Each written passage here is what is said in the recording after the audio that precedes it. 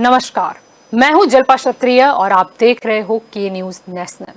प्रधानमंत्री नरेंद्र मोदी 3 दिवसीय अमेरिका के दौरे पर गए हुए हैं। वहीं कई देशों के नेताओं के साथ भी उनकी मुलाकात होगी। प्रधानमंत्री नरेंद्र मोदी गुरुवार देर रात ऑस्ट्रेलियाई प्रधानमंत्री स्कॉट मॉरिसन के साथ बैठक करेंगे। इसके बाद अमेरिकी उपराष्ट्रपति कमला हैरिस के साथ भी मोदी की द्विपक्षीय बैठक होनी है। तो जापान के प्रधानमंत्री योशिहिडे सुगा और पीएम मोदी की भी आपस में विभिन्न मुद्दों पर चर्चा भी होगी। प्रधानमंत्री मोदी न्यूयॉर्क में शनिवार को संयुक्त राष्ट्र महासभा को भी संबोधित करेंगे और ये बहुत ही महत्वपूर्ण है क्योंकि यही मौका है ड्रैगन को घेरने का, यही मौका है चीन पर शिकंजा कसने का। और यही हमारा आज का चर्चा का विषय है और हमारे साथ इस चर्चा में जुड़ चुके हैं भाजपा की ओर से परिमल त्रिवेदी हमारे साथ जुड़ चुके हैं, राजनीतिक विश्लेषक जयवंत पंड्या भी हमारे साथ जुड़ चुके हैं और रक्षा विशेषज्ञ ललित रावल भी हमारे साथ जुड़ चुके हैं। आप सभी का स्वागत है के न्यूज में।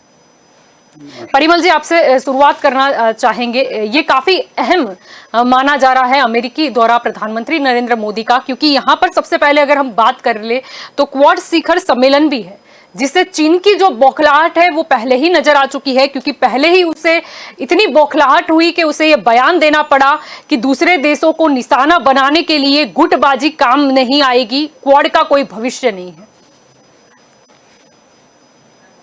देखिए, ये बात ही मैं सबसे पहले सब पैनल के मेरे दर्शकों और आपकी चैनल को सभी को मैं नमस्कार करना चाहूंगा। मोदी जी की ये ऐतिहासिक कोरोना के वक्त में ये जो मीटिंग है, आप समझ सकते हैं कि प्रेसिडेंट बाइडेन भी, मैं तो यहाँ यूएसए में भी बैठा हूँ तो मैं पूरी हिलचाल मतलब पूरी स्थिति पे मेरी बारीक नजर भी रहती है। तो मैंने देखा कि ये पहले मोदी जी ऐसे लीडर है वर्ल्ड के जो कोरोना के वक्त में प्रेसिडेंट बाइडेन का भी 1 साल पूरा होने को है, तो उनके साथ ये 1-to-1 मीटिंग, अमेरिका में भी कोई इतना बड़ा नेता आया नहीं है। तो ये कोरोना के वक्त में ये एक बड़ी ऐतिहासिक घटना होने जा रही है कि आप देख सकते हैं कि चाइना का जो एशियन रीजन में जो उनका एक दबदबा करने की जो कोशिश है, उनको न्यूट्रलाइज करने के लिए ऑस्ट्रेलिया और जापान भी एक तरफ से प्रोएक्टिव है, यूके भी हमारे साथ है, आप देख सकते हैं फ्रांस, जर्मनी भी एक साथ है। तो पूरा वर्ल्ड में चाइना का जो एक विस्तारवादी जो एक रवैया है, एक नजरिया है, उनका एक विरोध हो रहा है। उनको न्यूट्रलाइज करने के लिए सभी महाशक्तियां एक साथ आ रही है। दूसरी एक बात मैं यहाँ बताना चाहूंगा, जो हाल के वक्त में जो अफगानिस्तान की घटना हुई है और वहां जो तालिबान की सरकार आई है, उनका कहीं ना कहीं फायदा पाकिस्तान और चाइना लेने जा रहा है। देखा होगा कि तालिबान के लिए चाइना का सॉफ्ट कॉर्नर ओपन है, उनका जो रवैया ओपन है। हालांकि दूसरे सभी जो ग्लोबल लीडर है या विकसित राष्ट्र है, बड़े कंट्री है, उन्होंने विरोध किया है। या अभी मान्यता का भी एक सवाल है। तो भारत का महत्व, मोदी जी का महत्व, मोदी जी ने जो विदेश नीति बनाई है, आप देखिए कि भारत को G7 बोलो, क्वाड बोलो, तो सभी जगह भारत को अभी नजर में रखना पड़ता है, भारत को केंद्र स्थान में रखना पड़ता है, भारत को विश्वास में लेना पड़ता है। इसका वन ऑफ द रीजन ये है कि आप जोग्राफिकली देखिए तो इंडो पैसिफिक रीजन में एक बात मैं आपके दर्शकों को बताना चाहूंगा कि चाइना का जो जोग्राफिकल पोजीशन है वो भी बड़ी आबादी वाला राष्ट्र है, उनको भी काफी ऑयल का इंपोर्ट करना पड़ता है जैसे भारत को करना पड़ता है। भारत के लिए अच्छी बात, भारत का जो दरियाई जो किनारा है, चाहे कच्छ का, भुज का, मुंद्रा ले लो या कोई भी ले लो, मद्रास का ले लो, तो वहां से हम आसानी से सी रूट से अपना ऑयल का इंपोर्ट कर सकते हैं।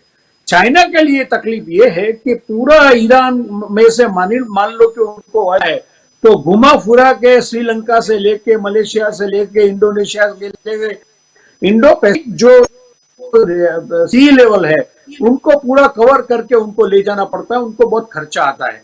फिर भी उनको वहां अपना वजूद रखना जरूरी है।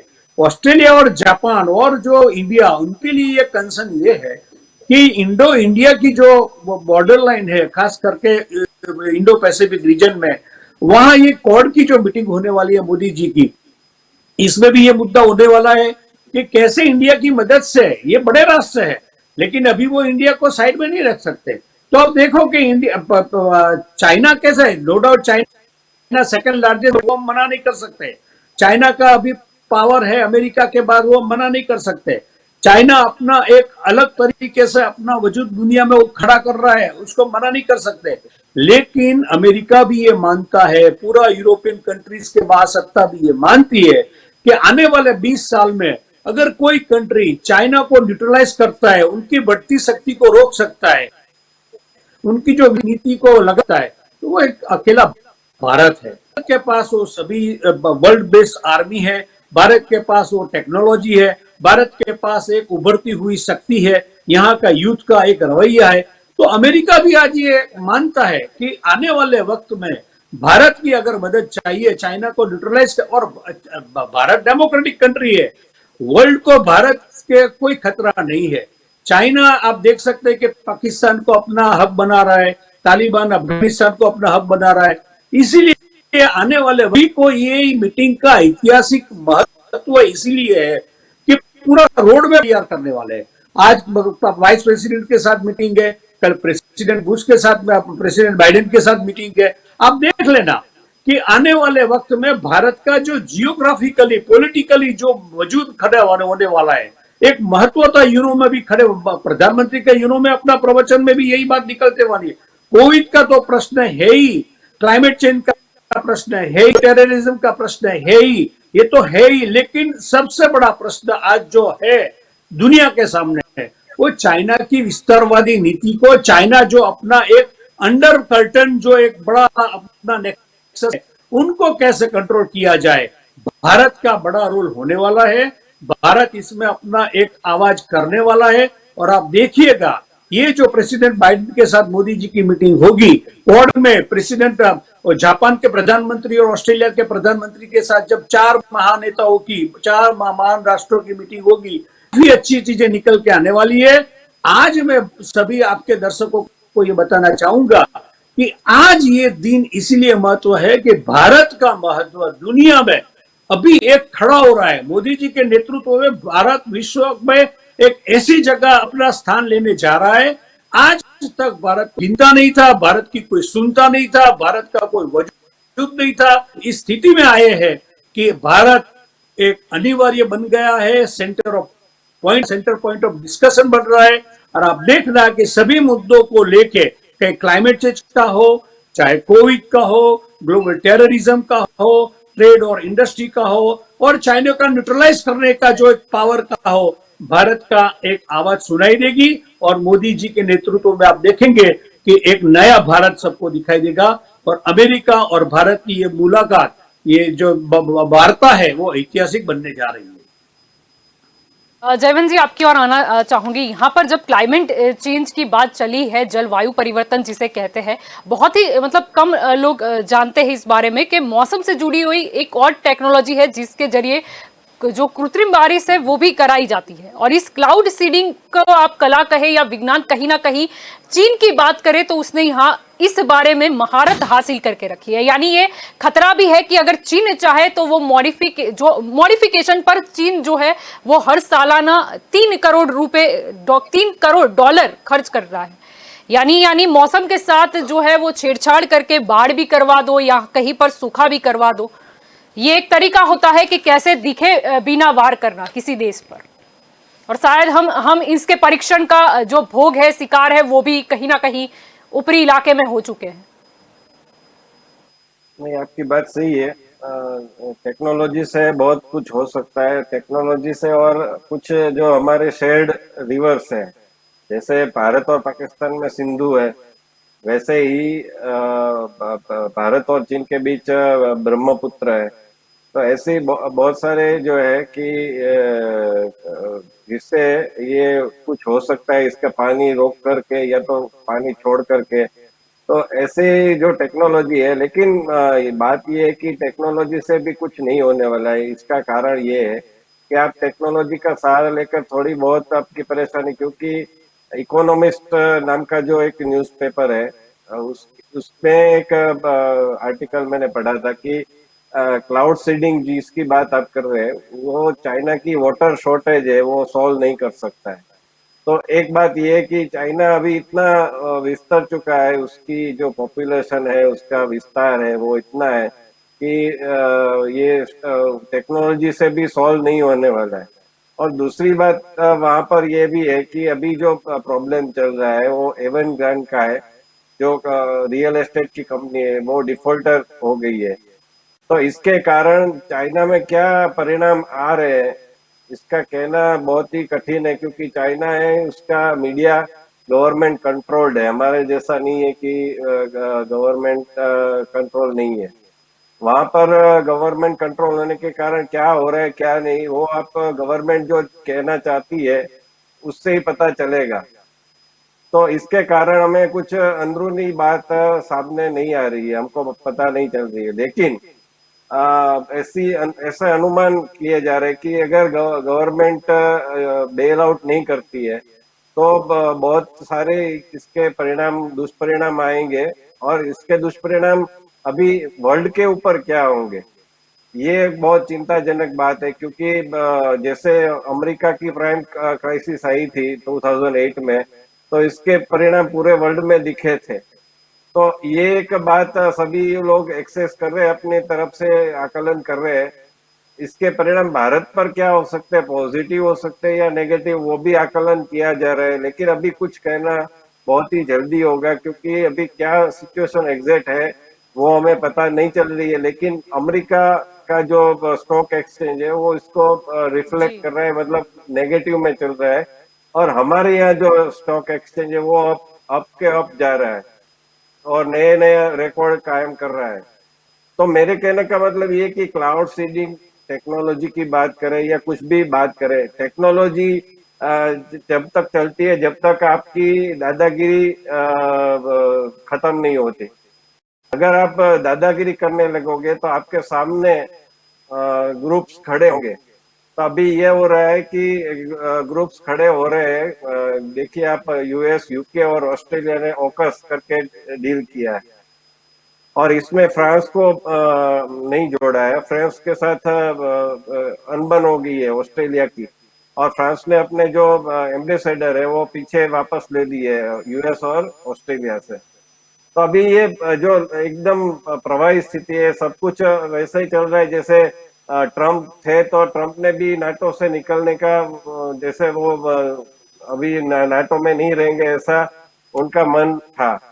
तो अभी ऐसा ही चल रहा है कि चाइना को तो काउंटर करना है, लेकिन बाइडेन की जो पॉलिसी है वो एग्रेसिव नहीं है चाइना के प्रति, जो ट्रम्प की थी। मतलब वो कहते हैं कि मैं कोल्ड वॉर में नहीं जाना चाहता, दुनिया को कोल्ड वॉर में धकेलना नहीं चाहता, ऐसा उन्होंने कहा है। लेकिन कुछ ना कुछ वो पॉलिसी तो उन्होंने ट्रम्प की भी चालू रखी है। तो अभी देखना पड़ेगा कि चाइना को काउंटर करना इतना आसान तो नहीं है, क्योंकि जिस तरह से वो चाइना बढ़ चुका है तो उसको काउंटर एकाएक तो नहीं, रातों रात तो नहीं हो सकता है। मोदी जी की जो मीटिंग है उसके लिए हम आशावान है आशावान है। लेकिन इसमें कॉन्क्रीट, क्योंकि ट्रम्प थे तो समझा जा सकता था कि मोदी जी और ट्रम्प की केमिस्ट्री है। अभी कल मोदी जी और बाइडेन मीटिंग करने वाले, तो अभी हमको देखने को मिलेगा कि कैसी केमिस्ट्री निकल कर आ रही है। क्योंकि बाइडेन का अपना भी जो स्टेचर है, वो उसका पर्सनालिटी है, वो यूएस में भी काफी क्रिटिसाइज हो रहा है। क्योंकि वो जो है वो नाम भूल जाते हैं, वो सो जाते हैं, ऐसा देवेगौड़ा जैसा कहा जाता है। दूसरा ये कि जो अफगानिस्तान में उन्होंने एक डिसीजन लिया, इस ऐसी स्थिति होने के बावजूद भी, तो उनकी, और ब्रिटेन में भी उनकी बहुत आलोचना हो रही है। ब्रिटेन के लोग भी बहुत आलोचना कर रहे हैं, क्योंकि उनको लगता है कि हमने तो यूएस का साथ दिया तालिबान के अगेंस्ट, लेकिन जब भी बारी आई तभी वो वापस खींचने का हमारा जो अनुरोध था उन्होंने माना नहीं। तो उनको लग रहा है कि ये यूएस ने हमारे साथ बिट्रेल किया है। लेकिन चूंकि इनकी जो रेस है, मतलब जो वंश है उनका एक सेम ही है, क्योंकि यूएस में भी ब्रिटेन वाले ही बसे हैं, तो ऑस्ट्रेलिया में भी ब्रिटेन वाले ही बसे हैं। तो ये तीनों ने एक थोड़ा बहुत लेट गो करते हुए एक ओकस की रचना की है। तो अभी देखना पड़ेगा कि ये टेक्नोलॉजी की बात हो, क्लाउड सीडिंग की बात हो, या कुछ भी डिफेंस टेक्नोलॉजी की बात हो, इससे चाइना को कितनी मदद मिलती है और चाइना के अगेंस्ट ये कंट्रीज जो है, देश जो है, वो कितना काउंटर कर पाते हैं। बिल्कुल। ललित जी आपकी ओर आना चाहूंगी। जब बात चली है ओकस की तो कहीं ना कहीं ये भी सोचना महत्वपूर्ण है कि भले ही इसमें ऑस्ट्रेलिया, यूके, यूएस शामिल है, अभी जापान और भारत जो है वो शामिल होंगे या नहीं वो सबसे बड़ा प्रश्नार्थ था, लेकिन अगर ये 3 देश भी शामिल है और अगर कैसी कोई पनडुब्बियां जो है वो बनाते भी है तो भारत को इनडायरेक्टली कितना बेनिफिट रहेगा इससे? ये ऑकस का जो आपने बताया उसमें भारत और जापान को अभी शामिल नहीं किया है। फ्रांस उसमें थे, निकल गया है because of that deal. Australia ने जो डील किया अमेरिका से डायरेक्ट, उसके बावजूद भी जब आज प्रधानमंत्री मोदी जी की अमेरिका की विजिट थी, एक ह्यूमर के तौर पे मैं कहता हूं, तब फ्रांस के प्रीमियर मैक्रोन ने फोन करके माननीय प्रधानमंत्री जी को पक्का बोला होगा, भाई मोटा भाई आप जाके थोड़ा ये कम्युनिस्ट माइंडेड बाइडन है उसको थोड़ा समझाओ, उसका व्यवस्थितता करो। दूसरा, हमारा आज का टॉपिक पे मैं बात करूं, अफगानिस्तान की वजह से जो पूरा खेल शुरू हुआ है उसमें अभी तालिबानों ने जबरदस्ती शस्त्र अस्त्र के दमदाटी पे, दादागिरी से जो ये हथिया ली है सत्ता वहां, अब उसको मान्यता देने के लिए सबसे पहले तो चाइना कूदा और उसका खंडिया राज, जिसको हमारे गुजराती में खंडिया बोलते हैं, उसका सबॉर्डिनेट जैसा पाकिस्तान, वो भी उछल कूद कर रहा है और रशिया उसको सपोर्ट कर रहा है। अब ये तीनों का अपना खुद का स्वार्थ छिपा हुआ है। रशिया का भी स्वार्थ, उसको भी सेंट्रल एशिया में डोमिनेट करना है, बराबर, उसका उसके मिनरल्स के ऊपर भी उसकी नजर है, बराबर। उसके बाद ये तालिबान का जो जूथ है वो भी अलग अलग उनके प्रजातियों का वो गुट है, तो उसके गुट उनके उज्बेकिस्तान में उज्बेक है, तजाकिस्तान में ताजिक है, हजारा है, तो ये लोग भी कहीं यहाँ वाले अगर इनको मान्यता ना दे तो वहां कुछ उद्दंडता न मचाए, इसकी वजह से रशिया उनको सपोर्ट कर रहा है। पाकिस्तान तो कुछ है ही नहीं, टेरर का बच्चा पाकिस्तान अपने भिखारिस्तान की प्रधानमंत्री कटोरा खान से सिर्फ भीख मांगने का काम कर सकता है और भीख जहां से भी मिले। आज उसका माई बाप चाइना बन गए, चाइना से सब ले रहा है। चाइना का महत्व यह है कि उसको भी उसका खुद का जो जंगजियांग है, मुस्लिम डोमिनेटेड एरिया, उसमें भी कहीं ये तालिबान घुस न जाए, वहां भी उथल पाथल न मचाए, उसको डर है। प्लस उसको जो बिजनेस उसके आशय है, वो वहां का जो मिनरल है लिथियम पर्टिकुलरली, उसके लिए वो वहां रस दिखा रहा है और सेंट्रल एशिया में उसको भी अपना डोमिनेंस चाहिए। इसके बाद आज जो हमारी एक क्वाड है, क्वाड का भी हमारा जो प्रधानमंत्री श्री उसमें संबोधन करने जा रहे हैं, उनकी मीटिंग है, तो उसमें भी पक्का चाइना को कैसे उसको कंट्रोल किया जाए, कैसे उसको कवर अप किया जाए, कैसे उसको बीच में लिया जाए, उसका पक्का व्यूह रचना ये भारत से ही मिलने वाला है। ऐसी अपेक्षा दूसरे वेस्टर्न कंट्रीज भी रख रहे हैं।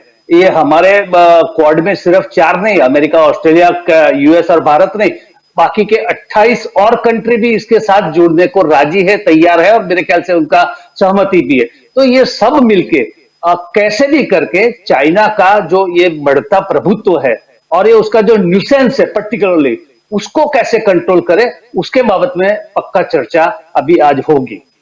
जी बिल्कुल। परिमल जी आपकी ओर आना चाहूंगी। आत्मनिर्भर भारत, ये एक शब्द दिया था और ये शब्द कितना मायने रखता है ये शायद अफगानिस्तान में जो तालिबान का कब्जा हुआ उसने ही बता दिया कि हमें खुद पर डिपेंड होना, खुद पर निर्भर होना कितना ज्यादा जरूरी है और दूसरों पर क्यों नहीं निर्भर होना चाहिए। अगर आत्मनिर्भर भारत की बात करें, अगर चाइना का भी मुद्दा है तो कहीं ना कहीं कुछ नियम है जो कड़े करने की भी जरूरत है। केंद्रीय वाणिज्य मंत्रालय की बात करें तो उसकी जो जांच यूनिट है DGTR, उसने चीन से आने वाले चुनिंदा जो एल्यूमिनियम के उत्पादों को है उस पे ऊपर एंटी डंपिंग ड्यूटी लगाने की जो है वो कहीं ना कहीं सिफारिश की है। ये कितना जरूरी है, क्योंकि इसका मकसद यही है कि घरेलू जो हमारे निर्माता है उनको सस्ते ये आयात से जो नुकसान हो रहा है कहीं ना कहीं उनको इससे बचा सके। कितना जरूरी? देखिए, मोदी जी ने जो आत्मनिर्भर का जो एक अभियान छेड़ा है, इसके पीछे एक लंबी सोच है। आज ये तो हम मान के चल सकते हैं कि चाइना दुनिया का बाजार है, दुनिया का कारखाना है।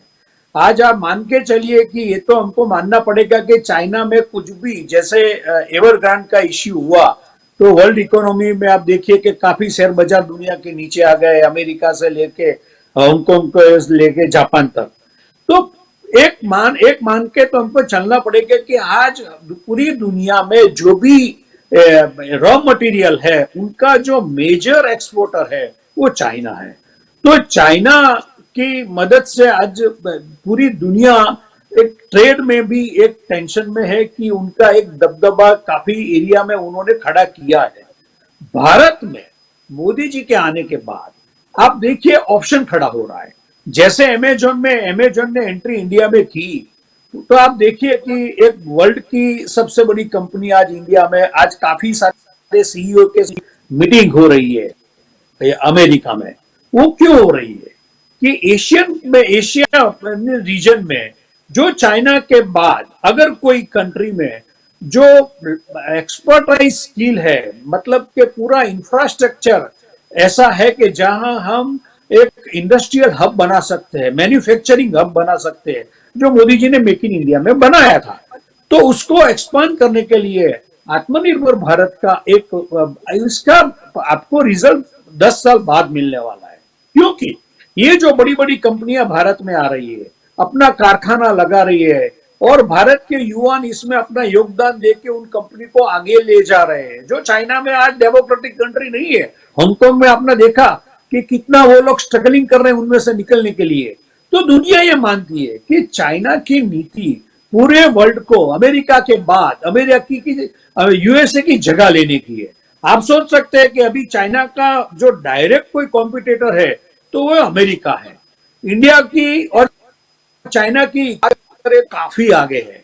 उनका आर्मी में, इंफ्रास्ट्रक्चर में भी आप देखें तो उनका काफी बड़ा इन्वेस्टमेंट है। फिर भी मोदी जी के आने के बाद पूरी दुनिया ने देखा कि भारत इतनी तेजी से उभरती हुई एक ताकत बन रहा है चाइना के सामने एशियन रीजन में, जिससे पूरी दुनिया का काफी सारा आने वाले वक्त में काफी परेशानियां कम हो सकती है। आप एक बात मान के चलिए कि भारत के पास जो 2-3 चीजें मोदी जी जो दुनिया में लेके जा रहा है, इसमें से एक डेमोग्राफिक डिविडेंड, जो हमारे पास स्किल वर्कर है, युवा है, जो पूरी दुनिया को चला रहा है। आप अमेरिका में भी देखिए कि मल्टीनेशनल कंपनी के सीईओ हमारे हैं। तो दुनिया को अभी पता चला है कि भारत के पास ब्रेन है। दूसरा, भारत के पास डेमोक्रेटिक कंट्री है, मतलब एक ऐसी व्यवस्था है जहां लोगों की जो सेंटिमेंटल वैल्यू है उनको, आज तालिबान से दुनिया को खतरा है, पाकिस्तान, तालिबान, चाइना, आप देखिए एक लाइन में आ रहे हैं। उनके सामने दुनिया आज इंडिया को इसी नजर से देख रहे हैं कि आने वाले वक्त में अगर चाइना पाकिस्तान, मतलब कि पाकिस्तान और अफगानिस्तान का यूज करे, क्रॉस बॉर्डर टेररिज्म की बात करे, रीजनल टेररिज्म की बात करे, ट्रेड की बात करे, क्लाइमेट चेंज में आपकी तो चाइना की वजह से कितना कार्बन का जो प्रॉब्लम हुआ है, तो कल ही शी जिनपिंग ने बोला है कि हम 2025 तक हम शायद इसको हम कम कर पाएंगे, मतलब आने वाले वक्त में हम एक भी कारखाना इलेक्ट्रिसिटी का कोल बेस हम लगाने वाले नहीं है। ये सारी चीजें हैं, दुनिया ने उन्होंने काफी नुकसान पहुंचाया है, चाइना ने अपने हिसाब से काफी डैमेज किया है। अमेरिका ये मानता है कि अभी जो भी, आप देखिए अमेरिका का क्या हुआ अफगानिस्तान में, 20 साल उन्होंने $1 ट्रिलियन का उन्होंने वहां आर्मी को सेटअप करने में, वहां की ह्यूमन वैल्यू को सेटअप करने के लिए पैसा लगाया अमेरिका ने। आखिर क्या हुआ, उन्होंने अपना आर्मी को वापस करना पड़ेगा और पूरा पैसा पानी में गया और मानना पड़ा अमेरिका को। अमेरिका के प्रेसिडेंट की यहां भी किरकिरी हुई कि 20 साल क्या खोया क्या पाया, आपने तो पूरा अमेरिका का जो पैसा था वहां बर्बाद। हिंदुस्तान में 24 घंटे में आप देखिए कि वहां की आर्मी के सामने टेक दिए, तो वहां पूरा अमेरिका फेल हो गया, यूएसए की पूरी स्ट्रेटेजी फेल हो गई।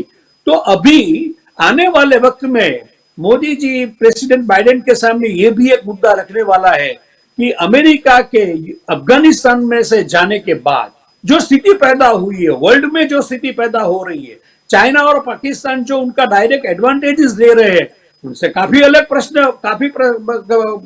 प्रश्न खड़े होने वाले हैं, जिसका डायरेक्ट जो प्रॉब्लम है वो इंडिया को हो सकता है। इंडिया हालांकि कैपेबल है, इंडिया अपने हिसाब से पूरा टैकल कर रहा है और माननीय प्रधानमंत्री से उस पर बारीक नजर रखे हुए है। फिर भी ये दुनिया को मानना चाहिए कि ऐसी शक्तियों के पीछे आप सुपर पावर है, आपने उनको पैसा दिया, आपने 20 साल उनको पोला पासा, फिर भी हुआ क्या? आखिर 20 साल के बाद आप वही के वही है। भारत की स्थिति कुछ अलग है। भारत आज दुनिया में देखिए वर्ल्ड में भी आज, क्योंकि भारत के पास आर्मी के साथ जो टेक्नोलॉजी है, आज हम स्पेस में भी आगे हैं। आज हम दुनिया को ऐसी चीजें बना के दे रहे हैं सॉफ्टवेयर इंडस्ट्री में, जिससे अपने सॉफ्टवेयर टेक्नोक्रेट से दुनिया चलती है। मतलब पूरी सिलिकॉन वैली में अपना दबदबा है। तो मेरा कहने का मतलब है कि दुनिया को पता है आने वाले 20 साल 15 साल में भारत ऐसी जगह जाने वाला है जहां चाइना, जो आज सेकंड लार्जेस्ट इकोनॉमी है, चाइना जो अपनी पैसे से, अपनी ताकत से दुनिया को अपनी मुट्ठी में करना चाहता है, इसका विरोध जापान कर रहा है, इसका विरोध साउथ कोरिया कर रहा है, इसका विरोध ऑस्ट्रेलिया कर रहा है, इसका विरोध यूरोपियन कंट्रीज कर रहा है, इसका विरोध अमेरिका और ब्रिटेन कर रहा है। मतलब कि ये सब होने के बावजूद सभी को पता है कि भारत को इसमें साथ रखना पड़ेगा। और ये जो मेगा इवेंट 2-3 दिन में जो यहाँ अमेरिका में हो वाली है, इसमें मोदी जी के नेतृत्व में आप देखिएगा कि पूरी दुनिया में एक नया भारत दिखने वाला है। भारत के युवाओं, भारत के उद्योगपतियों, भारत के टेक्नोक्रेट, भारत के साइंटिस्ट और भारत के लोगों की भावनाओं का हमको उत्तर मिलने वाला है, जवाब मिलने वाला है। लोगों को बड़ी आशा है हमसे।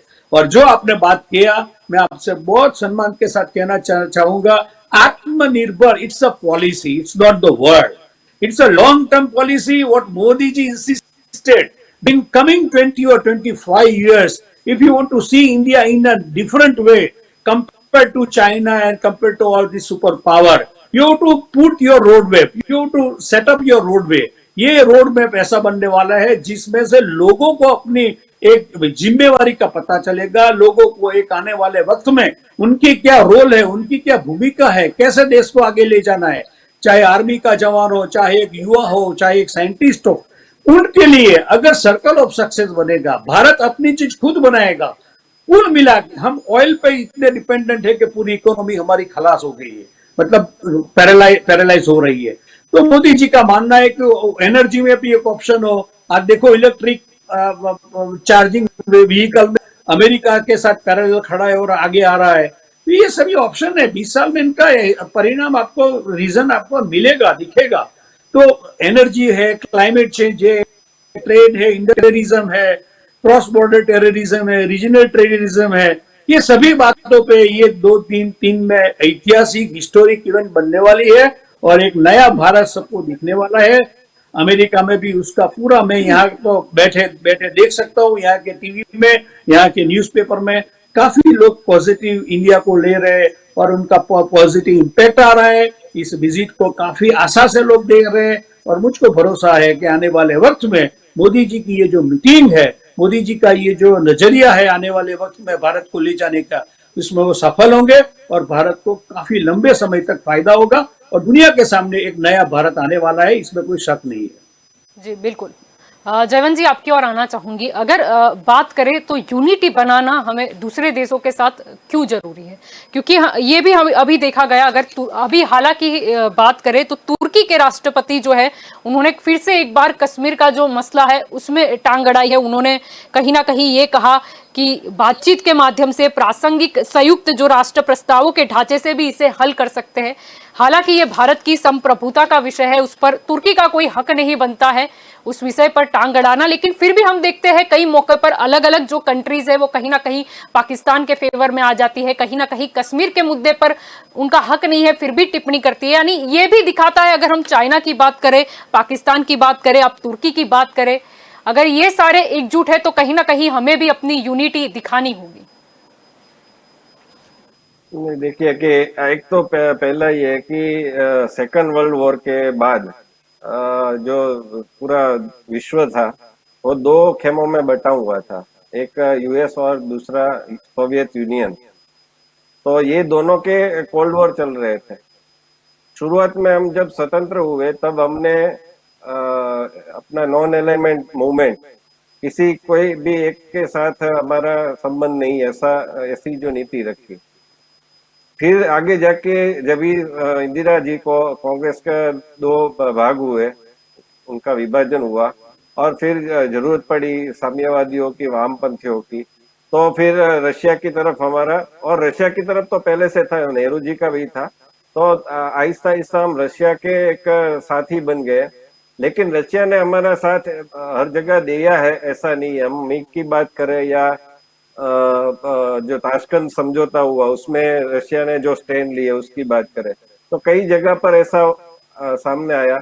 और दूसरा ये कि अमेरिका से हमने जो संबंध का वो किया, और हमारे देश में भी एक वो थी, आइडियोलॉजी थी वामपंथी के कारण, या फिर एक गरीबी को हाईलाइट करना, और फिर दूसरा ये कि फिल्मों के द्वारा या जो भी इंटेलेक्चुअल पर्सन्स है उनके द्वारा, तो हमारे यहाँ यूएस के प्रति बहुत ही घृणा की जैसे थी। लेकिन 1990s के बाद धीरे धीरे आहिस्ता आहिस्ता हमारे यूएस के साथ संबंध अच्छे होते गए और हमारी नीतियां भी बदलती गई, उनकी कंपनियों को लाभदायी हो ऐसी।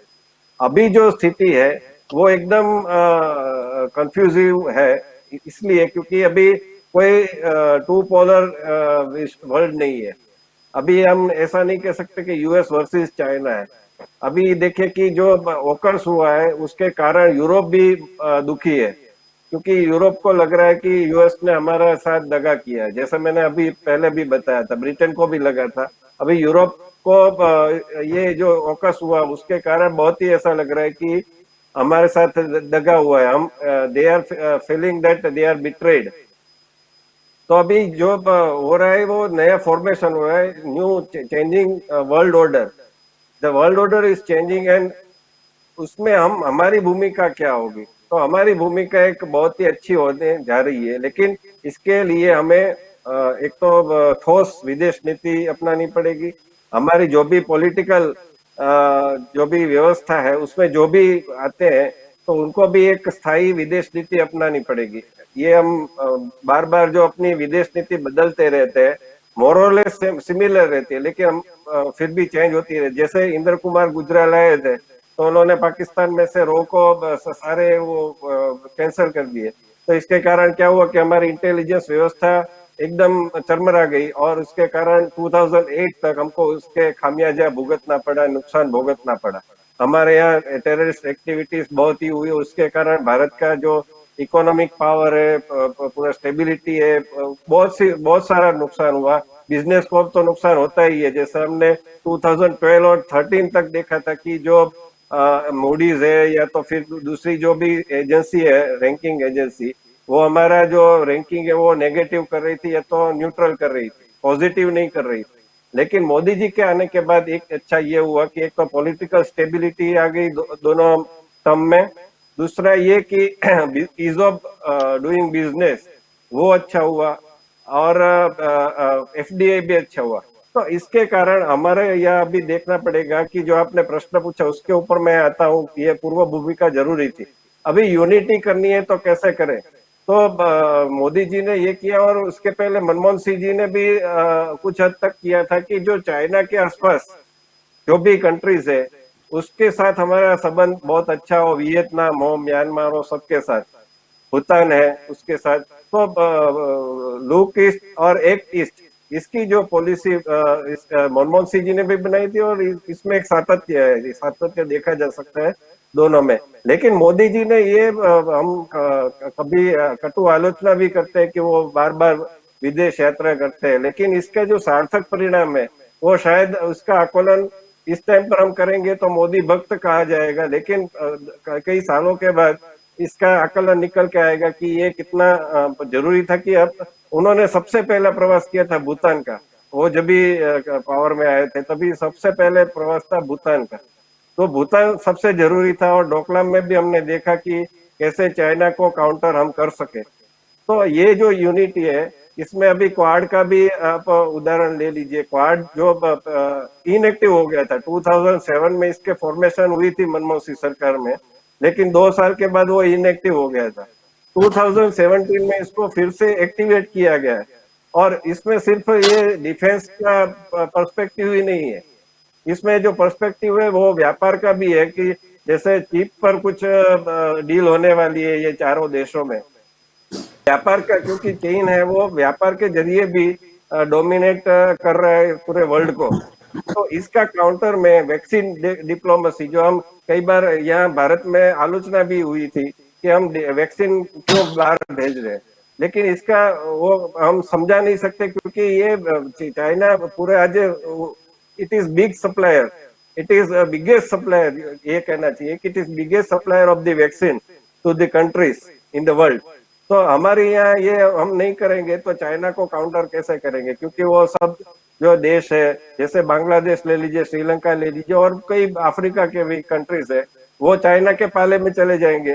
तो हमारे उधर ये करने की जरूरत है। और उस टाइम पर तो वैक्सीन की गति भी यहाँ पर धीमी थी क्योंकि बहुत सारी अफवाहें फैली हुई थी, पॉलिटिकल भी मामला था, उसको बीजेपी की वैक्सीन बोला जा रहा था। तो ये जो मोदी जी कर रहे हैं कि इसके आसपास के कंट्रीज है, जैसे तुर्की का आपने बताया कि तुर्की ने कश्मीर का मुद्दा किया, तो हम ग्रीस के साथ भी वो कर रहे हैं और दूसरे जो आसपास के तुर्की के आसपास के कंट्रीज है उसके साथ हम वो कर रहे हैं डिप्लोमेसी। और इसके साथ तुर्की है वो इस्लामिक कंट्रीज का वो मसीहा बनना चाहता है, लेकिन इसके काउंटर में हमने सऊदी अरेबिया और यूए के साथ बहुत अच्छे संबंध कर लिए। अभी सऊदी के जो फॉरेन मिनिस्टर थे वो भी इधर आए थे। तो ये एक चल रहा है। इसके कारण क्या हुआ कि इस्लामिक जो कंट्रीज है ओआईसी इसका संगठन वो हमारे यहाँ उधर इतना वो जोर नहीं कर रहा है जैसे पहले पास्ट हमारे जो भी डिकेट्स रहे उसमें वो कर रहे थे कश्मीर को लेकर। तो अभी पाकिस्तान है उसके 2-3 ही राष्ट्र है जो कश्मीर के मुद्दे पर उसको साथ दे। मलेशिया बीच में आ गया था, फिर तुर्की आ गया था, चीन बहुत नहीं उसमें पड़ रहा है क्योंकि वो जानता है कि अगर वो करेगा तो उसको सामने काउंटर में तिब्बत या कुछ और आ सकता है, हांगकांग आ सकता है, ताइवान आ सकता है। तो चीन इसमें नहीं पड़ रहा है। लेकिन ये जो मैंने कहा कि पाकिस्तान अभी बहुत ही अकेला पड़ गया इसमें। इमरान खान तो जैसे मेरे साथी ललित बेरावल ने ठीक नाम दिया कि भिखारिस्तान और कंगालिस्तान, ऐसे वो बहुत सारे नाम दिए जा सकते। इमरान खान रो रहे हैं कि बाइडेन ने 1 साल हो गया लेकिन उन्होंने आज तक फोन पर भी बात नहीं की, ऐसी हालत पाकिस्तान की हो गई है। तो अभी जो पाकिस्तान के साथ साथ तालिबान के साथ साथ हमारी जो वरी है वो चाइना को लेकर भी है, लेकिन चाइना को लेकर हमारी अकेले की वरी नहीं है, वो यूएस की भी है, यूके की भी है, ऑस्ट्रेलिया की भी है, जापान की भी है, साउथ कोरिया की भी है। लेकिन इसका कैसे आगे निकल के आता है वो एक जरूरी है क्योंकि कल जो बाइडेन के साथ मीटिंग होगी, क्वाड की मीटिंग होगी, उसमें क्या निष्कर्ष निकल के आता है वो देखना पड़ेगा। बिल्कुल।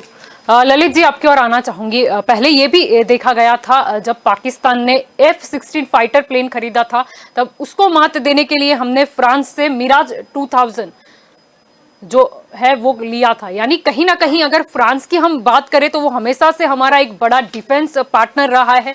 यानी फ्रांस के साथ अगर हमारे रिश्तों की बात करें तो इसको बैलेंस करना कितना ज्यादा जरूरी। फ्रांस का हमारा रिलेशन है और अच्छा आज तक भी है, उसमें कोई प्रॉब्लम आया नहीं है। अब आप अपडेशन की बात कर रहे हैं डिफेंस में, 40 साल पुरानी वेपनरी से हम वो कर रहे थे सेवा देश की, जिसका कोई अपग्रेडेशन नहीं हो रहा था, ना टेक्नोलॉजिकली कोई उसमें आया था। ये 2014 के बाद, ये विजनरी लीडरशिप आने के बाद, लीडर्स का विजन, उसके बनाई हुई स्ट्रेटेजी और उसका इम्प्लीमेंटेशन, उसके बाद जो बदलाव आया, नई नई टेक्नोलॉजी ली, नया नया इंपोर्ट भी किया, और वो इंपोर्ट करने के बाद मेक इन इंडिया का जो कॉन्सेप्ट प्रधानमंत्री श्री ने दिया, it is just most appreciating. और उसकी वजह से, क्योंकि प्रधानमंत्री श्री ने देखा कि हमारा कंट्री 65% यूथ, वाइब्रेंट यूथ के साथ है, तो उसका कैसे यूज करे, तो it was a vision he has. तो उसने उसको स्किल डेवलपमेंट दिया, स्किल डेवलप करके फिर हमारा ऐसा वातावरण बनाया, even business point of view, तो हमारे सारे देश के साथ जो संबंध बनाए, that was a foreign policy. आज हमारा भारत देश मैन्युफैक्चरिंग हब बन के चाइना की कंपटीशन में खड़ा हो सके, ऐसा वातावरण भारत में हमारा लगभग बनाने की तैयारी में है। उसके बाद जो चाइना का कंट्रोल करने की बात है, वो सारे कंट्रीज अब भारत की ओर देखेंगे, क्योंकि भारत में वो वातावरण है, वो स्किलफुल वर्कफोर्स है, हमारा टेक्निकली वेरी प्रोफेशनल वर्कफोर्स है, गवर्नमेंट स्टेबल है, डेमोक्रेसी है। तो उसकी वजह से हमारा जो अभी 3 ट्रिलियन का अभी हमारा चल रहा है, वो मुझे लगता है कि लगभग 2030 से पहले, 29 से पहले हमारा 12 ट्रिलियन इकोनॉमी पहुंचने की पक्की गुंजाइश मैं देख रहा हूं। डिफेंस का माइटी पावरफुल बनाने के जो चर्चा पहले हुआ करती थी, उसमें उसको कुछ तवज्जो नहीं दी जाती थी। आज हमारा डिफेंस सेक्टर में, डिफेंस इवन मैन्युफैक्चरिंग में, डिफेंस R&D में पूरी तरह से का काम, उनसे चर्चा विचारणा करने के बाद, उनके हर्डल्स जानने के बाद, उनका शॉर्टफॉल जानने के बाद जो इम्प्लीमेंट किया गया, उससे काफी कुछ हमारा वो इंप्रूव हो गया। आज हमारा माइटी कंट्री के नाते हमारी पहचान बन गई विश्व क्षेत्र पे। आज हमारी सब पूछ होती है। पहले इवन डिफेंस सेक्टर का देखें तो हमारा देखने जाए तो एक ही ताकतवर दुश्मन है, वो है चाइना। बाकी पाकिस्तान तो आज की तारीख में वो रोग स्टेट है, फेल्ड स्टेट है। उसकी तालिबान प्रोडक्शन के, टेररिस्ट प्रोडक्शन के सिवा उसका कुछ इंडस्ट्री नहीं है। दूसरा रहा अफगानिस्तान, वो तो ऑलरेडी तालिबानों से वो ग्रस्त है, अभी वो नहीं कर सकता। टर्की जैसे छोटे छोटे प्यादों से हमें डरने की जरूरत है। रशिया का हमारा ऑलरेडी साथ है, सहकार है, हमारा संबंध सालों पुराना है। तो हमारा एकमात्र दुश्मन देश जिसको कह सके वो है चाइना। और चाइना भी आज हमारा जो डेवलपमेंट हो रहा है, हमारी माइटी जो प्रोक्योरमेंट हो रही है, हमारा ताकत बढ़ा रहे हैं, उससे चाइना को भी घबराहट पक्की हो रही है। और दूसरे देशों के साथ जो संबंध बना के आज भारत की पूछ के साथ हमें क्वाड में लिया गया, हमें अक्वा में भले न लिया गया, लेकिन वी आर सपोर्टिंग दैट। और उसके बदौलत हमारी जो मान पान, हमारी सर्वोपरिता, वो विश्व के देशों में भी स्वीकार्य बनती जा रही है। आज की ये मीटिंग के बाद आपको ये काफी इन्वेस्टमेंट भी भारत में आएगा, ये भी मैं देख सकता हूं। क्योंकि जो प्रधानमंत्री श्री सिर्फ चाइना को दबाने नहीं, हर व्यक्ति अपने बिजनेस इंटेंशन, अपने बिजनेस इंटरेस्ट के साथ ही चलता है। और उसी नाते प्रधानमंत्री श्री एनवायरमेंट के लिए बात करेंगे, टेररिज्म के बारे में भी बात करेंगे, इकोनॉमिक ऑपरेशन के बारे में भी बात करेंगे। सब तरह से बात हो जाएगी। और पर्टिकुलरली हमारा डिफेंस सेक्टर में भी काफी उनका इन्वेस्टमेंट बढ़ेगा। हमारा मेक इन इंडिया का जो प्रोजेक्ट है, उसमें काफी बल मिलेगा। परिमल जी, आपकी ओर आना चाहूंगी। अमेरिकी दौरे की जहां तक हम चर्चा कर रहे हैं आज, तो पीएम मोदी की 5 जो बड़ी कंपनियां हैं, उनके ग्लोबल जो सीईओ है, उनके साथ भी मुलाकात का आयोजन है। इससे क्या फायदा होगा अगर हम अर्थतंत्र की दृष्टि से सोचें? देखिए, आने वाले वक्त में भारत के जो युवा, आप देखते हैं कि अमेरिकन गवर्नमेंट का जो स्टूडेंट्स वीजा है, इमिग्रेंट वीजा में, आप देखिए कि सबसे पूरी दुनिया में सबसे ज्यादा फायदा अगर कोई कंट्री को मिलता है तो ये भारत को मिलता है। भारत के युवा सबसे ज्यादा अमेरिका की, यूएसए की यूनिवर्सिटी या ऑस्ट्रेलिया या लंदन सब वहां जा रहे हैं। और सभी कंट्री सबसे ज्यादा हमारे स्टूडेंट्स को अलाउ कर रहे हैं, एक बात। दूसरा, जो भी मल्टीनेशनल कंपनियां, जो आईटी हब है हमारा सिलिकॉन वैली बेंगलोर में, कैलिफोर्निया के बाद, आप देखिए कि वहां भी आज मैं एडोब की बात कर लूं तो लगभग 6000 से ज्यादा युवा इंडियंस बेंगलोर और नोएडा में काम कर रहे हैं हमारी कंपनी में।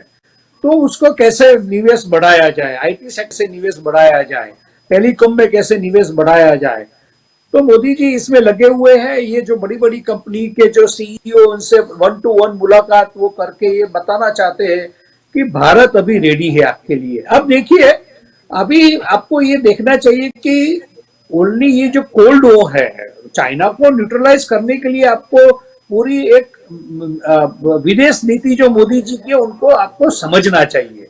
ये ऐसी बात नहीं है, पहले के जमाने में जो युद्ध हुआ करते थे वो 1 to 1 हुआ करते थे और इसमें से सुपर पावर आज जो है वो कोल्ड वॉर में आप देखिए कि टेक्नोलॉजी इतनी आगे बढ़ गई है कि कहीं भी बैठे बैठे कोई भी कंट्री अपना वॉर कर सकता है और किसी भी देश को डैमेज कर सकता है। आप नॉर्थ कोरिया का उदाहरण ले सकते हैं कि उनसे कितने सारे आसपास के राष्ट्र है वो परेशान है because of the missile and nuclear technology. India के पास न्यूक्लियर टेक्नोलॉजी है लेकिन इससे कोई देश को खतरा नहीं है। एक बात तो हमारा जो पीस अलाइनमेंट का जो मुद्दा है वो दुनिया को पता है, हम दूसरे के लिए खतरा रूप नहीं है। एक बात। दूसरा जो आपने बात की कि हमको इन्वेस्टमेंट कैसे आने वाला है, बहुत तो अच्छा क्वेश्चन किया आपने और इससे पूरा ये जो आज की जो टॉक है उनका पूरा एक हार निकल के आने वाला है। मोदी जी का जो नजरिया है, देखिए वो क्लाइमेट चेंज पे बात करने वाले जो कि पूरी दुनिया के जो बड़े देशों, आज दुनिया का जो क्लाइमेट खराब किसने किया है? सुपर पावर ने किया है। इतना इंडस्ट्रियल डेवलपमेंट किया है और पूरी कोई पैरामीटर्स को नजर में रखे बिना आप देखिए कि उन्होंने इतना प्रोडक्शन किया है, आज पूरी दुनिया खतरे में है। इसमें यूएस ने भी अपनी गलती मानी है, चाइना को भी अभी पीछे हट करना पड़ेगा। तो इंडिया इसमें भी आगे है सबको मनाने के लिए कि आप आगे जाओ, लेकिन not at the cost of the human values and peace and the climate change of the world. दूसरी बात कि आप देखिए आज चाइना की वजह से ताइवान परेशान है, आज चाइना की वजह से आप देखिए हांगकांग में क्या स्थिति हो रही है। चाइना अपना वजूद का एक आगे रखते हुए पाकिस्तान को अपना बेस बना रहा है, अफगानिस्तान को अपना बेस बना रहा है। दुनिया को पता है कि चाइना डायरेक्टली कुछ नहीं कर रहा है लेकिन इनडायरेक्टली ऐसे फोर्सेस को अपने साथ रख के अपना जो उल्लू है वो सीधा करने जा रहा है, जिससे भारत को भी परेशानी हो रही है, भारत को भी काफी उसको झेलना पड़ता है। और आप देखिए चाइना के पास जो पॉजिटिव बात है वो क्या है कि वर्ल्ड की लार्जेस्ट सेकेंड उनके पास इकोनॉमी है, वर्ल्ड की लार्जेस्ट इकोनॉमी है सेकंड अमेरिका के बाद। उनको ऐसा चाइना एक रोड मैप करके चल रहा है कि 2030 तक वो अमेरिका को टेक ओवर करके दुनिया का सुपर पावर बन जाए। इसी स्थिति से आगे चल रहा है। भारत तो काफी पीछे है इकोनॉमी में, चाइना से भारत काफी पीछे है। भारत अभी 3 ट्रिलियन इकोनॉमी के आसपास खड़ा है। तो चाइना आप कॉन्ट्राडिक्ट करने के लिए और उनको ओवरटेक करने के लिए खड़ा है। तो उनको न्यूट्रलाइज करने के लिए मोदी जी क्या कर रहे हैं? तो आप देखिए कि हम आर्मी में आप रफाल को देखिए, मोदी जी आर्मी को एकदम एक्सपांड कर रहे हैं, टेक्नोलॉजी को ला रहे हैं, अपनी विदेश नीति के हैसियत से, डायलॉग से पूरी दुनिया को कन्विंस कर सके हैं कि भारत उभरती हुई आने वाले वक्त में एक ताकत है। एक बात आप देखिएगा कि भारत को अगर कोई आगे ले जाएगा तो भारत का साइंटिस्ट, भारत का युवा और भारत का उद्योगपति मतलब इंडस्ट्रियलिस्ट भारत को आगे ले जाएगा। क्यों? कि अगर मैन्युफैक्चर हब में भारत चाइना को कॉम्पीट करके अपना वजूद खड़ा करता है आने वाले 10 साल में, तो दुनिया को एक दूसरा मार्केट मिलेगा कि जहां जो चाइना आज पूरी चीजें सस्ती बना के दुनिया को प्रोवाइड कर रहा है, वो अगर भारत करेगा तो दुनिया को एक दूसरी जगह मिलेगी। जो मोदी जी इसमें लगे हुए आत्मनिर्भर भारत में, मेक इन इंडिया में, तो आने वाले वक्त में ये जो बड़ी बड़ी कंपनियां हैं जिसके साथ मोदी जी 1 to 1 मीटिंग कर रहे हैं, मोदी जी इंडस्ट्री के साथ मीटिंग क्यों कर रहे हैं? कि भारत में इन्वेस्टमेंट आए, भारत की इकोनॉमिक कंडीशन अच्छी हो, वो जो पैसा भारत कमाए, भारत की जो आर्थिक स्थिति मजबूत हो, इकोनॉमिक पावर भारत बने, उससे भारत का आर्मी की ताकत भी बढ़े, पूरा इंडो पैसिफिक रीजन और दूसरी जगह भारत अपने टेक्नोलॉजी की वजह से आगे आ सके और लोगों को मदद कर सके, जैसे हमने पास्ट में भी कई देशों को मदद की थी। दूसरी बात climate change, cross border terrorism दुनिया का प्रश्न है, इसमें भारत का रोल बड़ा है उसको सॉल्व करने। तो ये काफी सारे चीजें जो आज ताइवान में घटना घट रही है, ताइवान जो टेंशन में है, हांगकांग में जो बना हुआ है घटनाक्रम, तो दुनिया को लगता है कि अभी जाके इंडो पैसिफिक रीजन में चाइना जो अपना वजूद खड़ा करना चाहता है तो उससे ऑस्ट्रेलिया परेशान है, जापान परेशान है। ये छोटे छोटे देश है, उसके पास इतनी ताकत नहीं है कि वो चाइना का मुकाबला डायरेक्ट कर सके। इसके लिए अमेरिका को पता है कि भारत एक ही देश ऐसा है जो अगर उनको हम ताकत दे, उनको हम खड़ा करें, भारत के साथ अगर हम खड़े रहे, तो आने वाले वक्त में चाइना अपने आप कमजोर हो जाएगा। अमेरिका किसी भी हालत में अपनी जो सुपर पावर की पोजीशन है वो चाइना के हाथ में जाने देने वाले नहीं है। आप मान के चलिए, यूरोपियन कंट्रीज में भी काफी सारे देश ये मान के चल रहे हैं कि जो जियो पॉलिटिकल स्थिति अभी दुनिया में पैदा हो रही है, वो यूरोपियन कंट्रीज के पास पैसा है, लेकिन वो इतने छोटे छोटे कंट्री है कि हमारे एक स्टेट की जितनी पॉपुलेशन है उनकी वो पूरे कंट्री की नहीं है। तो उनको मान लो वह कई 10-15 हजार के 20,000 सैनिकों को रख के कुछ ऑपरेशन करना है, तो वो देश में पूरी प्रॉब्लम हो जाएगा, उनका पूरी गवर्नमेंट बदल जाएगी। तो भारत के पास वर्ल्ड लार्जेस्ट आर्मी है, टेक्नोलॉजी है, स्पेस में भी हम आगे है। दूसरी भी मैं एक बात बताना चाहूंगा जो कोर्ट में हमने देखी है कि जो अभी जो फ्रांस को जो धक्का लगा कि ऑस्ट्रेलिया ने उनका डील कैंसिल करके अमेरिका के साथ किया, तो नहीं लगा कि भी ये ऑस्ट्रेलिया ने हमारी सबमरीन लेना चाहा, न्यूक्लियर सबमरीन हमारी लेनी थी, उनके बजाय अमेरिका की ले रहा है, ये अच्छी बात नहीं, हमारा कमिटमेंट तोड़ा है। तो आज ऑस्ट्रेलिया भी देखिए सबमरीन इंपोर्ट कर रहा है, जापान को भी काफी सारे अमेरिका पे डिपेंड रहना पड़ता है। अकेला भारत ऐसा है जो दुनिया में, यहाँ मैं अमेरिका में बैठ के भी देखता हूँ, यहाँ जब डिबेट होती है, तो अब भारत की जो पॉजिटिव साइड है वो ये है कि भारत अपने आप सेल्फ रिलायंट है। हम अपना स्पेस में भी अपने आप जा सकते हैं, हम अपनी मिसाइल खुद बना सकते हैं, हम अपना, आप देखिए हम अपनी सबमरीन बना सकते हैं, ज्यादा से ज्यादा देखो हमने फाइटर प्लेन भी, हमने किरण देखो हमने बनाया। तो दुनिया को ताज्जुब होता है कि एक गरीब कंट्री है, उसके पास इतनी इकोनॉमिक पावर नहीं, तो ये टेक्नोलॉजी का है, पैसा कहां से लाता है, मंगल पे कैसे जा सकता है, चांद पे कैसे जा सकता है, इतने सारे पूरे दुनिया के जो सैटेलाइट है उनको कैसे लॉन्च कर सकता है। और सबसे ज्यादा कोविड पे देखिए दुनिया के, मुझको बताओ, ये अमेरिका में भी डिस्कस हुआ कि दुनिया में जैसे कितने देश है जो अपनी वैक्सीन उन्होंने इन्वेंट किया है। इंडिया को देखो कि अमेरिका ने जैसे अपनी वैक्सीन बनाई, काफी सारे दुनिया के विकसित राष्ट्र ऐसे हैं जो अमेरिका की वैक्सीन पे डिपेंडेंट है, अमेरिका की वैक्सीन से उन्होंने अपना काम किया है।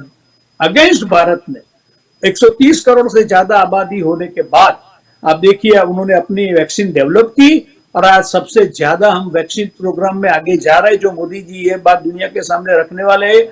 तो भारत का ये चीज हमको देखना पड़ेगा कि लिमिटेड रिसोर्सेज के बाद, लिमिटेड फाइनेंशियल सोर्सेज के बावजूद भारत के प्रधानमंत्री माननीय मोदी जी के नेतृत्व में आज भारत कोविड का भी सामना कर रहा है, इकोनॉमिक स्ट्रगलिंग भी कर रहा है, चाइना को भी झेल रहा है, पाकिस्तान के क्रॉस बॉर्डर टेररिज्म का भी हम सामना कर रहा है। ये भारत अकेला अपने आप कर रहा है। अमेरिका को और दुनिया के यूरोपियन कंट्रीज के बड़े देश को ये मालूम है कैसे ये देश अपने आप खड़े हो रहा है, और उनकी जो युवा ताकत है वो कैसे दुनिया को ये रास्ता दिखा रही है। तो आज की ये जो मेगा इवेंट है, मतलब 3 दिन की 4 दिन की मोदी जी की विजिट में सबको ये पता है कि भारत दुनिया को कुछ देने आया है, दुनिया से अगर कुछ लेगा तो भी वो वापस पे बैक टू सोसाइटी करने वाला है। हम अपनी जो सांस्कृतिक धरोहर है, हमारी जो विरासत है, उन्होंने दिखाया है पास्ट में भी कि कैसे हम एग्जाम्पल सेट कर सकते हैं। भारत एक एग्जाम्पल सेट कर सकता है, इसीलिए एक नजरिया ऐसा सामने आने वाले वक्त में आप मान के चलिए कि भारत को कोई नजरअंदाज नहीं कर सकेगा। हमको आज हम नसीब वाले, मतलब लकी इसीलिए है कि Modi ji how to lead the country against all the challenges of the world ये जानते हैं, और इसीलिए ये सब बड़े सीईओ, मतलब बड़े दुनिया के इंडस्ट्रियलिस्ट बोलो, बड़े लीडर बोलो, ये उन पर भरोसा करते हैं और उनको सीरियसली लेते हैं। उनको पता है कि चाइना को अगर कोई बंदा आने वाले वक्त में कर सकता है, स्ट्रेटेजिकली उनको डायल्यूट कर सकता है, स्ट्रेटेजिकली उनको न्यूट्रलाइज कर सकता है, तो ये माननीय मोदी जी है। और वो मोदी जी अपने जो विदेश नीति से, अपने इंडस्ट्रियल पावर से आप देखिएगा कि भारत को एक नई ऊंचाई पे ले जाने वाले हैं। और ये 4 दिन की जो उनकी जो वार्ता है, वर्ल्ड की मीटिंग हो या यूनो में उनका संबोधन हो, इसमें ये सभी चीजें निकल के आने वाली है, ये मुझको भरोसा है। जी बिल्कुल। तो दंगल देशका में आप सभी मेरे साथ इस चर्चा में जुड़े, इसीलिए आप सभी का शुक्रिया। तो दंगल देश का में आज का हमारा ये मुद्दा था कि यही सही मौका है, क्यों ना ड्रैगन को घेरा जाए। चीन जिसकी क्षेत्रीय आक्रामकता का शिकार हम पिछले साल हुए थे, हमने देखा भी था कि चीन जो है वो भी कहीं ना कहीं हर बार उसकी ये नीति रही है कि कैसे दूसरों की जमीन पर कब्जा ले ले।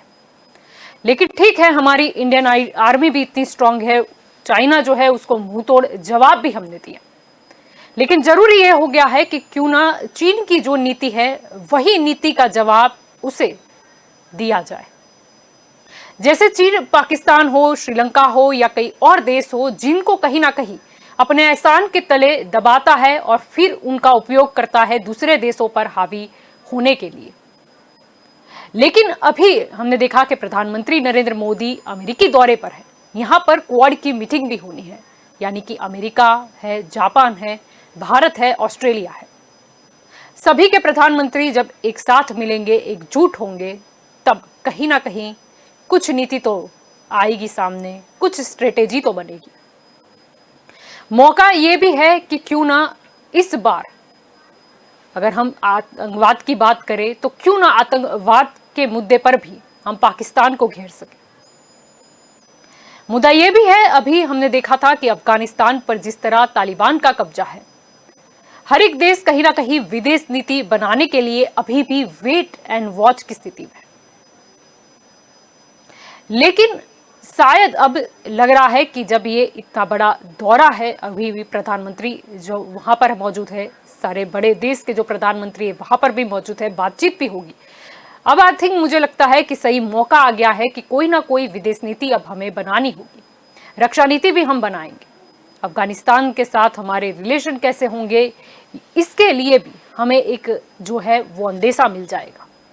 क्योंकि सारे देश कहीं ना कहीं होल्ड पर बैठे हुए थे कि देखते हैं आगे क्या होता है और उसके बाद तय करें। मुद्दा यह भी है कि चीन जो कहीं ना कहीं अपने स्मार्ट वर्क से इतने आगे आ गया, पहले उसने मेहनत की, अक्ल दौड़ाई, नकल की, आगे बढ़ा, लेकिन उसके बाद उसने हर देश के ऊपर अपनी जो ताकत है उसका प्रयोग करना चालू कर दिया। अब चाइना को दबाना है तो जरूरी है कि अमेरिका हो, ऑस्ट्रेलिया हो या फिर फ्रांस ही क्यों ना हो, सभी के साथ हमारे रिलेशन मजबूत हो। क्योंकि यह भी है कि अगर दूसरे देशों की बात करें तो शायद उनकी चाइना के साथ अनबन किसी और मुद्दे पे होगी, शायद कोई ट्रेड वॉर भी होगा, शायद नंबर 1 हासिल करने की कहीं ना कहीं होड़ भी होगी। लेकिन अगर भारत देश की बात करें तो हमारे पास कश्मीर का मुद्दा जो अभी भी काफी सेंसिटिव है। ठीक है, आर्टिकल 370 की बात करें तो उसके बाद काफी राहत महसूस हुई है। ये जो ऐतिहासिक कदम हमारा था आर्टिकल 370 रद्द करने का, उसके बाद कश्मीर में काफी शांतिपूर्ण माहौल भी हमें देखने को मिलता है। लेकिन फिर भी जरूरी है कि हमें किस तरीके से अपनी सुरक्षा है उसमें और ज्यादा बढ़ोतरी करनी है। कैसे हम हमारी विदेश नीति को इतना मजबूत करें कि कहीं ना कहीं हमारे अर्थतंत्र को भी उससे बहुत ही ज्यादा लाभ हो। क्योंकि अगर हमारा अर्थतंत्र मजबूत होगा तो फिर देश मजबूत होगा, हमारी डिफेंस को हम और उतना ज्यादा मजबूत कर सकेंगे। क्योंकि अगर किसी के साथ कोई छोटी मोटी लड़ाई भी होती है तब हम देखते हैं कि देश में कैसा माहौल होता है। तभी देश में काम आता है देश का इकट्ठा करा हुआ धन। यानी कि कहीं ना कहीं हमने जिस तरीके से बात हुई कि कहीं ना कहीं ग्लोबल जो 5 सीईओ है उनसे भी प्रधानमंत्री नरेंद्र मोदी है उनका मुलाकात का आयोजन किया गया है और ये बहुत ही अहम है। और साथ ही हम बात करेंगे संयुक्त राष्ट्र महासभा के, जिसको मोदी जी संबोधित करने वाले हैं। तो ये हमारे लिए बहुत सम्मान की बात है और मौका भी है कि क्यों ना भारत देश क्या चाहता है या फिर हमारा क्या मुद्दा है वो हम सबके सामने बखूबी पेश कर पाए। तो आगे देखने कि कितना फायदा होता है इस दौरे का। तो दंगल देश का में अभी बस इतना ही। ज्यादा जानकारी के लिए आप जुड़े रहे के न्यूज के साथ। नमस्कार।